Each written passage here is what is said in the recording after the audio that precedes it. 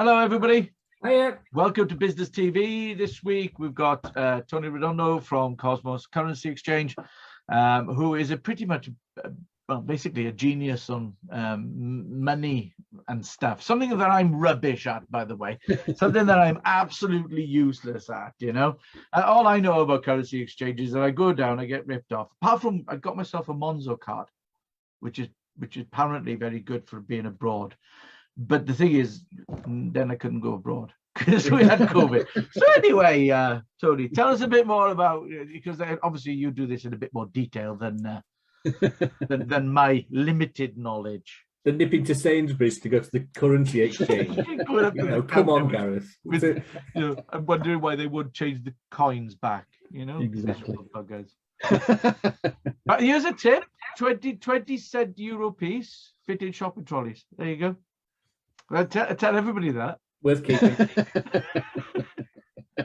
Anyway, Tony, tell us a bit more about what you do.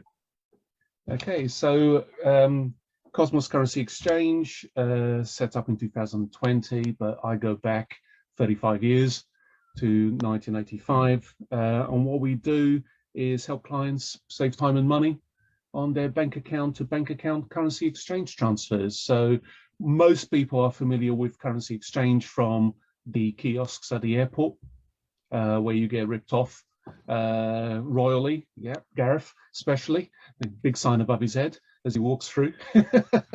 Yeah. Take my money. Fleece me. Take my money. I'm here. But I don't deal in travel money or cash. I don't deal in cryptos. I get asked about them all the time, but I don't. I deal where a client has a requirement to move money from one bank account to another, involving an exchange of currency between one currency and another. So it could be somebody in the UK paying a bill in euros or US dollars or Australian dollars or lots of other things around the world. Or it can be the other way around, where somebody in the UK, maybe somebody has a holiday home in Spain and once a year collects all the surplus rental income in euros and wants to bring it back to the UK to use in the UK. So it works both ways, but what we try and do is use the latest technology, use local bank accounts where possible, but rather than the client be reliant on just going to the bank or using an online app and just taking whatever the rate is available at that moment in time, we can monitor the markets for clients so to alert them to opportunities as and when they arise. So you're effective at advising clients to maybe hold money in sterling for a while, if they don't necessarily need to move it into euros. Yes. Come on, I think in my limited knowledge, the market's going to move in the next 10 days. Yeah. Yeah. This blows my mind. This sort of thing. This is the type of thing that you watch on the movies, you know what I mean? I've never met anybody who actually tracks the market and trading places, with Eddie Murphy and the rest. It's kind of my great film. Great film. It is a good film. But it's yeah. So you must be constantly aware of exactly what's going on. With have to be, yeah. Yeah. Wow. Yeah. Have to be. That blows my mind. And again, being a complete layman, Tony, is it fluctuating on a hourly basis? Is it fluctuating on a 3-hourly basis? Is it halfway through the day that the money changes, or is it instant? I don't know. It's every 3 seconds, night and day. So there are 3 seconds. So there are 28,800 rate movements every 24 hours. Sorry, say that again. There are 28,800 rate movements every 24 hours. Wow. Yeah. Wow. And the markets open in Southeast Asia and Australasia on Sunday night, about 10 o'clock UK time, and go round the clock until they close in New York on Friday night at about 10 o'clock UK time. So the only time where there are no live markets around the world is from 10 o'clock Friday night, to 10 o'clock Sunday night UK time. Then the markets are closed. Other than that, they're constantly going. So it's not like the stock market where a price of a share finishes at 4:30 on Wednesday afternoon and that's the opening price on Thursday morning. Doesn't work like that in currency, because when London closes, it goes across to North America. When North America closes, it goes across to China.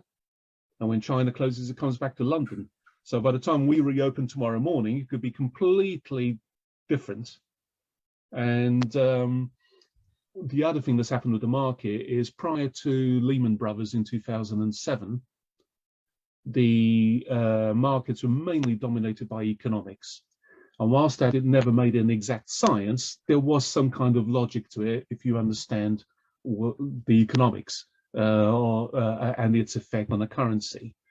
The problem is, in the last decade, we've had record low interest rates. We've never had a period in history of such low interest rates, below inflation, even when inflation was low, never mind now. And so what that's led is a hunger from the public for a return on their money, which means speculation, which means people get desperate. Hence why the stock markets are very high, because people have been plowing money in to stock markets for years. And then when that stops getting a decent return, people go even wilder. Hence the rise in investments in wine, cars, watches, alternative investments, cryptos. Because the trouble with inflation is, like my granddad said to me when I was very young, the money that will put you a deposit on a house today, if inflation takes hold, will be lucky to get you a car in 5 years' time, and will be lucky to buy a loaf of bread 5 years later, because of the purchasing power of that money diminishes with inflation. And how does that affect currency then? Because one of the things that everything in the currency world is relative. So the value of the pound since 1971 is only relative to another currency. So before 1971, from the end of the Second World War to 1971, you had the Bretton Woods Agreement and you had the gold standard. So any of us could take a £10 note into the Bank of England, and by law, you could ask for £10 of gold, and the Bank of England had to provide it. That meant there was, because there's a finite amount of gold, there's a finite amount of money that could be printed. The Nixon government ran out of money to finance the Vietnam War, so they decided to get rid of the gold standard so they could print as much money as they want. And now a £10 note is only worth £10 because you and I and the man behind the counter at Tesco's or whatever believe it to be worth £10. But it's actually not worth anything because it's a piece of paper. Wow. It's all relative. I heard about the gold standard thing and all the rest of it, because didn't America shaft the French over it or something? As I'm just watching fictitious TV programs and basically confusing reality with fiction, which isn't, in my world, unusual. But so how did you get into this? How did you get into this? Is like, you know, when I was growing up, I wanted to be in the army. You know, the giveaway was when I dug a slit trench in the front garden. My parents really should have cottoned onto it, but I always wanted to be in the army. I wanted to do adventurous stuff. How on earth? Because 1985, you must have been what, teenager? I was 19. 19, yeah. And you got into this sort of thing. Wow. The only thing I ever wanted to be, other than the usual kiddie stuff, or wanting to be a football player or a basketball player or a great athlete and all that nonsense, the only thing I really wanted to be was an astronomer. I wanted to study astrophysics. So I did the 4 A levels that I needed: pure maths, applied maths, physics, biology. But there was no way that my parents' circumstances would allow me to go to university, because the course is not 5 years, it's 7 years to have a degree in astrophysics. So I knew that wasn't possible. So I had absolutely no idea what I wanted to do with my life. But up until 1985, the City of London was a closed shop. Unless you knew somebody on the inside who invited you in, you couldn't get in. And then I happened to be in the right place at the right time, because the second Thatcher government liberalised financial services, did what was called Big Bang in the City of London, allowed all the foreign banks in. So in came all the American, Canadian, German, Japanese, Korean, you name it, banks. They needed stuff. So all of a sudden, And because I had the A levels in maths, and I thought to myself, well, I can't go to university. There's no way of going into astrophysics without going to university. So what pays the best and what can I do that at least works with numbers? So I joined Barclays Bank. Wow. You could have been the next Brian Cox. I could have been. Just not as irritating. Yeah. I mean, it all goes back. I was born and raised in Southern Africa, in Mozambique, and Kruger National Park is about the size of Wales, is one of the 8 national parks in South Africa, and it's right on the border between the two countries. And all my childhood holidays was caravanning and camping, and most people go there for sunrise and sunset to watch the animals around the watering hole. But my principal attraction was because of the tilt of the Earth. The southern part of the Earth is pointing towards the middle of the Milky Way, whereas we in the north point away. So for every one star we see, there are literally hundreds of stars that they see. So it was a whole canopy. Yeah. And my parents had one of the original Volkswagen Beetles. Okay. You know, and they used to put me up on top of the roof to stop me running off into the bush because I was ever curious as a kid. Yeah. And my godfather would sit up there with me and point out all the constellations, hence the name Cosmos. I've always had an interest in all the stars. Right. Yeah. Wow. And I suppose the light pollution would be minimal. I mean, there's nothing like the African dark. It's exceptional. It's incredible. Oh, wow. Yeah. No pollution, no air pollution. No light pollution. Is crystal clear. It is incredible. And the center of the Milky Way. And the center of the Milky Way. Very good. That's amazing, and that's why you called it the company Cosmos. Cosmos, yeah. Do you still study the stars? Yeah. I'm lucky, as you know, I live in Cornwall, so I'm a member of the Cornwall Astronomers Society, which meets twice a month. And I live in the middle of Truro, so terrible light pollution. But Cornwall being Cornwall, if I go 20 minutes north, I go to a dark skies area called St Agnes, and I'll park up there.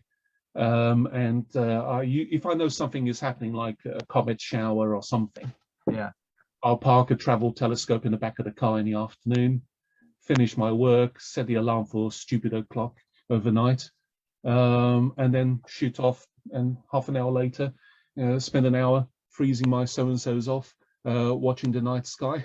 But I tell you what, this conversation has gone completely off finance. It has, hasn't it? So going back to currency, let's get this back on track. Is there any minimum amounts that you'll move around, or does it obviously comes non-commercial if you're only moving $1, or it's ridiculous. Probably £1,000, Gareth. How much? Sorry, £1,000.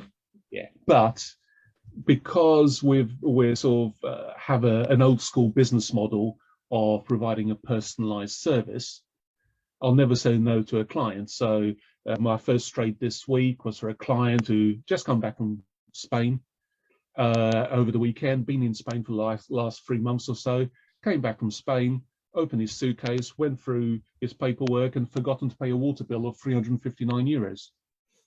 Now, the guy is in his 70s, is in the UK. He's got 2 choices. He tries to get hold of the Spanish bank from the UK. Good luck with that. Or he asks me to do it. And, he's been a client of mine for 15 years. Yeah. I helped him buy the property up. I helped him buy other properties. I helped him move money for his kids to study abroad and all the rest of it. So I actually lost money on that transaction because we cover the cost of the transfer fee. But to me, that goes back to the personal service of it, doesn't it, Tony? Yeah.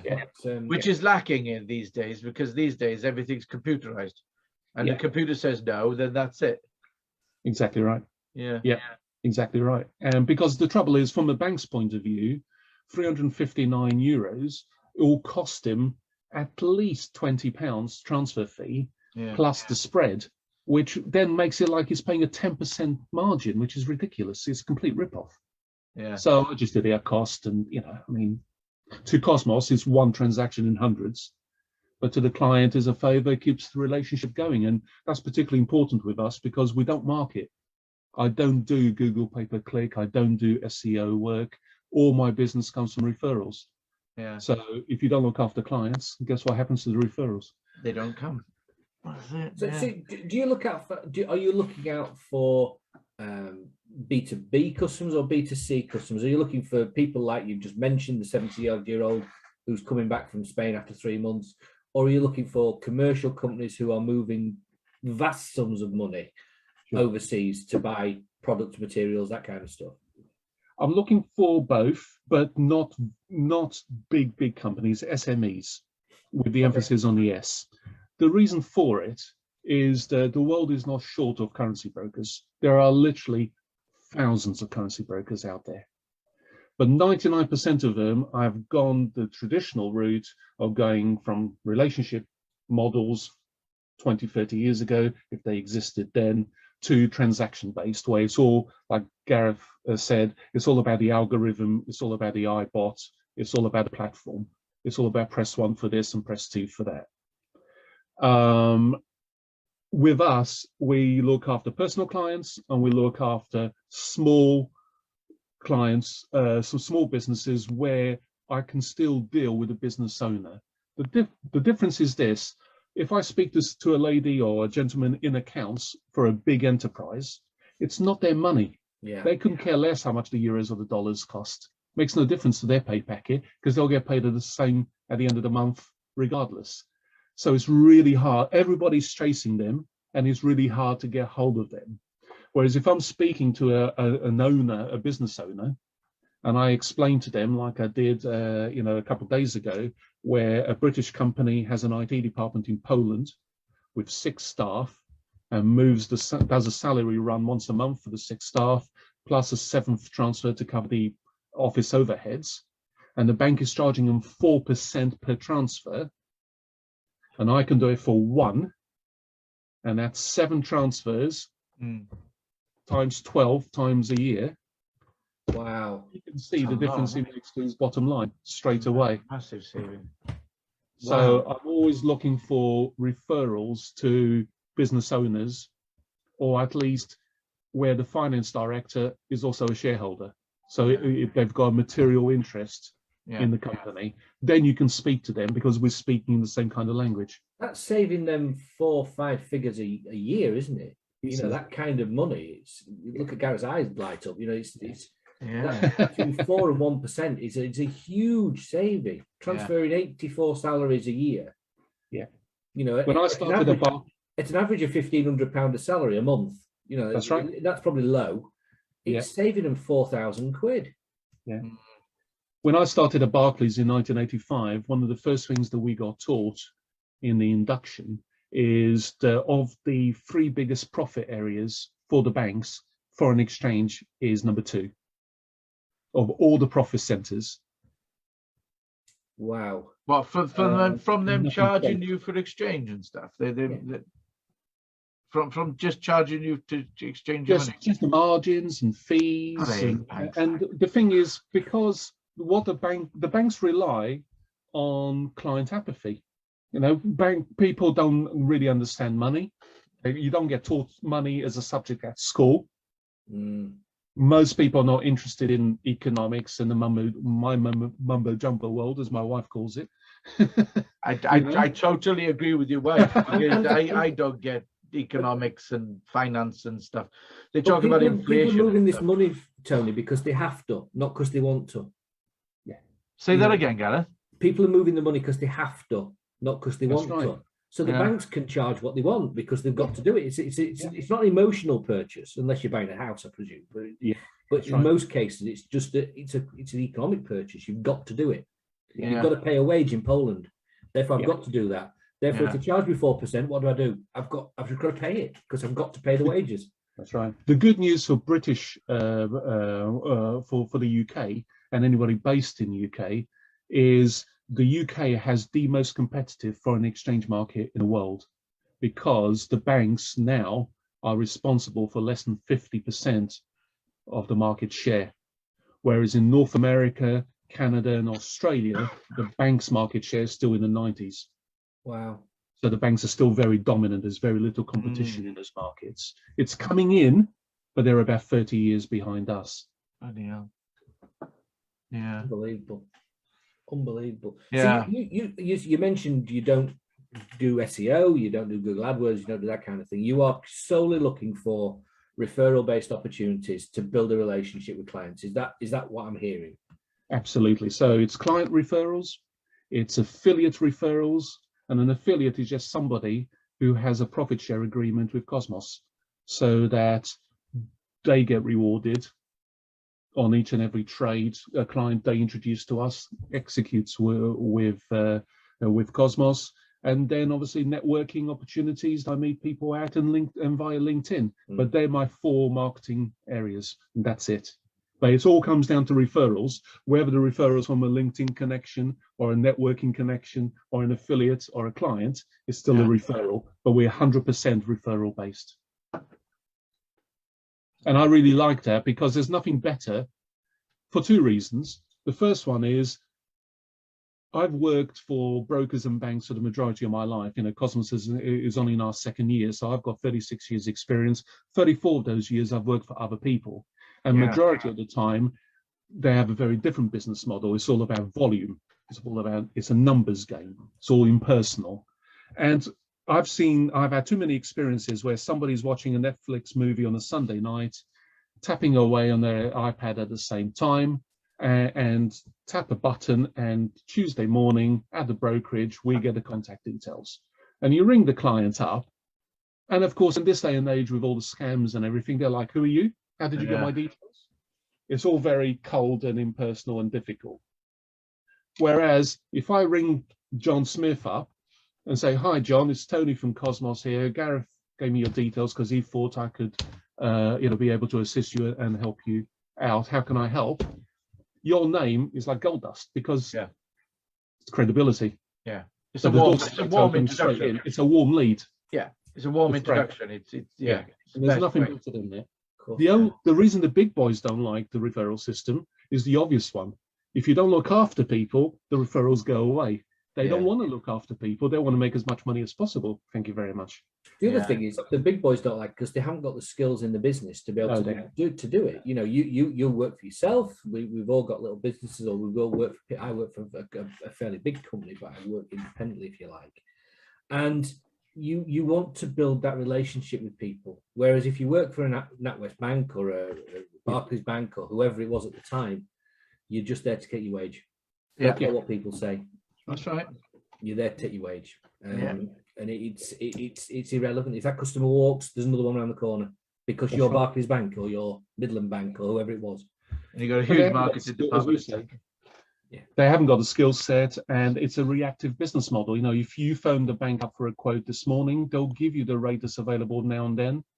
They won't tell you that, you know, do you need to do it straight away? Mr. Bottomley, Mr. James, do you need to do it straight away, or can you wait, or you know, have you got time to do this? Or they won't do what we call the needs analysis, because, as you say, they're not equipped to do it anymore.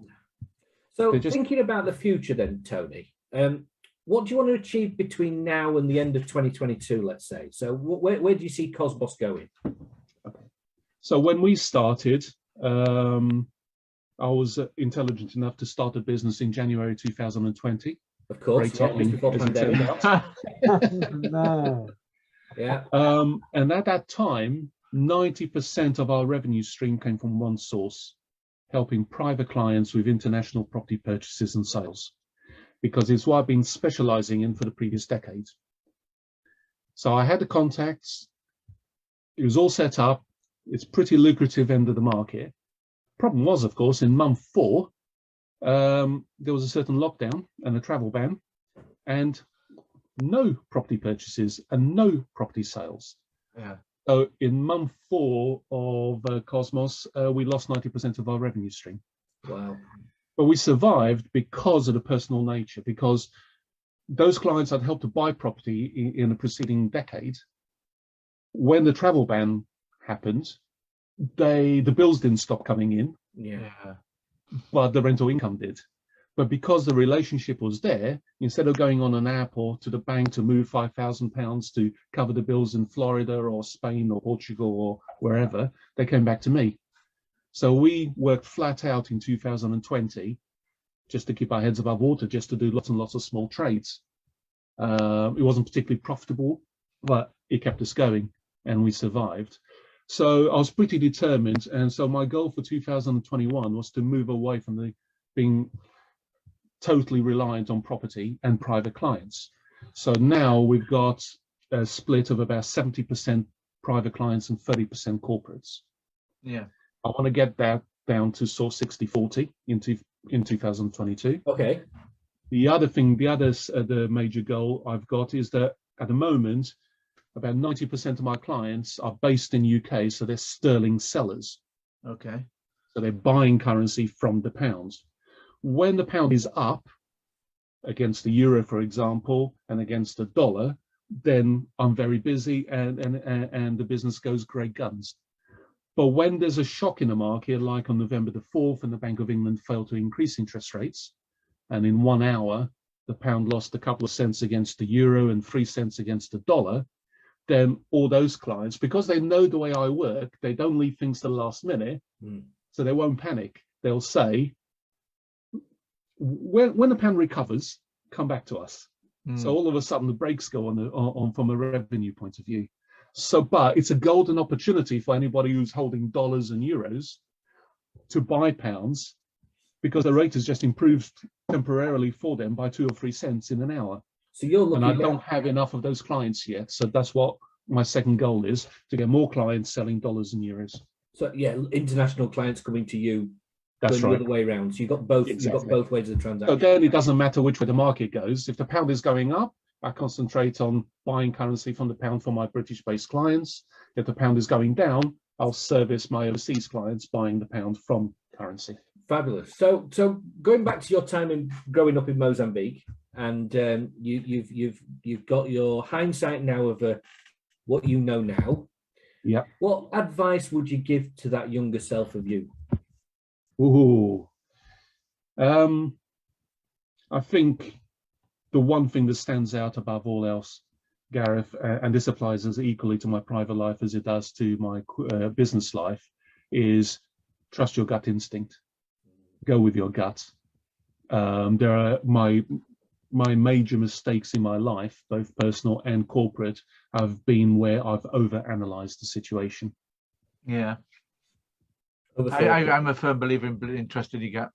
I once had a job for 3 days and I phoned them up and I said, I'm not coming in because I feel like I've sold my soul to the devil. And then about 6 months later, the FD and the MD and the sales director went to prison for fraud. And I trusted my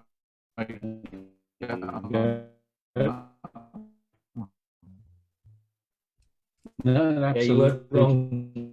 Well, that was a bit weird. We all seemed to disappear for a second. I had your internet connections unstable, and then it just came back. Yeah, and then just went. How Weird. bizarre! How very bizarre. Well, it's nearly the end of the show anyway, so it is. But that's very unusual because it's usually one person's internet connection is unstable. I thought it was just me, but obviously it was everybody. yeah, strange. So we're towards the end of the show. We ask one question to all our guests, Tony, and it's really about sharing your knowledge of computer systems, if you like, with the rest of our listeners and viewers. So do you have any favorite apps, tools, products that you use regularly that you think would help other people that you'd like to share with us?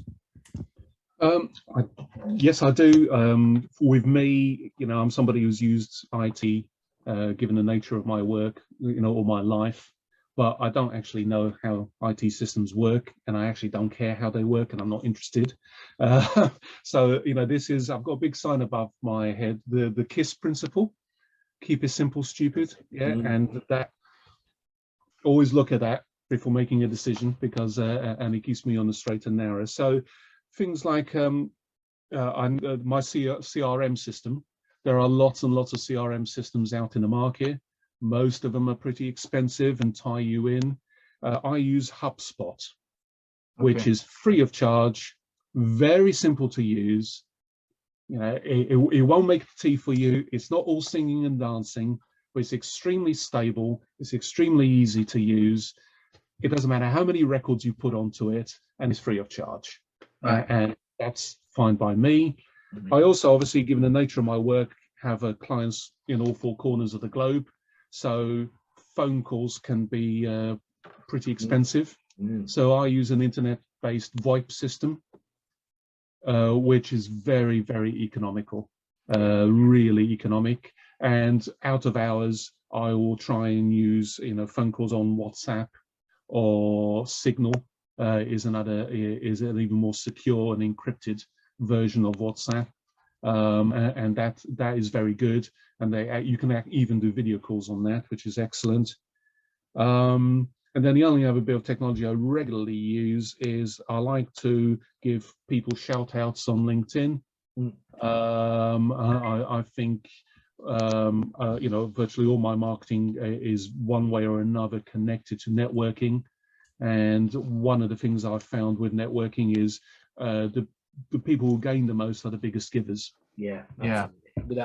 And so I like to give shout outs. And if you just use the @ and their name, you'll hyperlink that person on the message, so that anybody reading your post can then look up that person's and connect, and it just helps everybody, build their networks as well.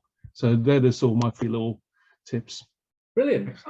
Right. Well, brilliant. Well, if anybody out there would like to be on Business TV, then join us at 1 Hour Networking and let us know. And basically, you could come along and talk about your business and what you do and the stuff that's going on in the world, which is relevant as well. But I think that's it for now. Thank you very much, Tony, for coming along. And thank you for the very interesting conversation, especially about the Milky Way and Africa and stuff. I quite enjoyed that. The rest of it kind of went over my head.